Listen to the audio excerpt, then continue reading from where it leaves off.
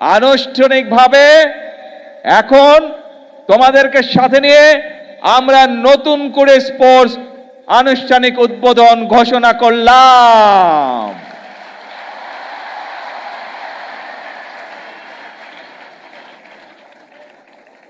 এই পর্যায়ে আজকের অনুষ্ঠানের প্রধান অতিথি গণপ্রজাতন্ত্রী বাংলাদেশ সরকারের মাননীয় প্রধানমন্ত্রী জনাব তারেক রহমান এমপি কর্তৃক নতুন করে স্পোর্টস 2026 কর্মসূচির football, cricket, kabaddi, athletics, badminton, দাবা, সাঁতার এবং মার্শাল আর্ট এই 8টি খেলার জন্য উদ্বোধন এবং খেলোয়াড়দের সাথে পরিচিতি পর্ব। এবারে গণপ্রজাতন্ত্রী বাংলাদেশ সরকারের মাননীয় প্রধানমন্ত্রী জনাব তারেক রহমান এমপি মহোদয়কে নতুন করে স্পোর্টস 2026-এর কর্মসূচির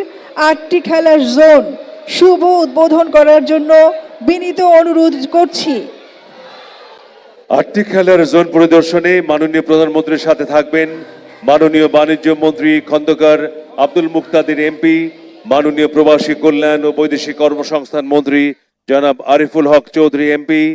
যুব ও ক্রীড়া মন্ত্রণালয়ের মাননীয় প্রতিমন্ত্রী জনাব মোহাম্মদ আমিনুল হক, প্রধানমন্ত্রীর পররাষ্ট্র, দুর্যোগ ব্যবস্থাপনা, ত্রাণ এবং বেসামরিক বিমান পরিবহন ও পর্যটন মন্ত্রণালয় বিষয়ক মাননীয় উপদেষ্টা জনাব হুমায়ুন কবির, বিভাগীয় সাংগঠনিক সম্পাদক এবং হুইপ জনাব জি কে গাউস, সিলেট জেলা বিএনপির সাধারণ সম্পাদক জনাব ইমরান আহমেদ চৌধুরী এমপি, যুব ও ক্রীড়া মন্ত্রণালয়ের সচিব জনাব মোহাম্মদ মাহবুবুল আলম, বিভাগীয় কমিশনার সিলেট জনাব মোহাম্মদ মশিউর রহমান, জেলা প্রশাসক সিলেট জনাব মোহাম্মদ সরোয়ার আলম, সিলেট বিভাগীয় বিএনপির সহ সাংগঠনিক সম্পাদক জনাব মিফতা আহমেদ সিদ্দিকী, সিলেট মহানগর বিএনপি সভাপতি জনাব রেজাউল হাসান কয়েস লোদি, সিলেট মহানগর বিএনপির সাধারণ সম্পাদক জনাব এমদাদ হোসেন চৌধুরী, সিলেট সিটি কর্পোরেশনের প্রশাসক এবং সিলেট জেলা বিএনপির সভাপতি জনাব আব্দুল কাইয়ুম চৌধুরী,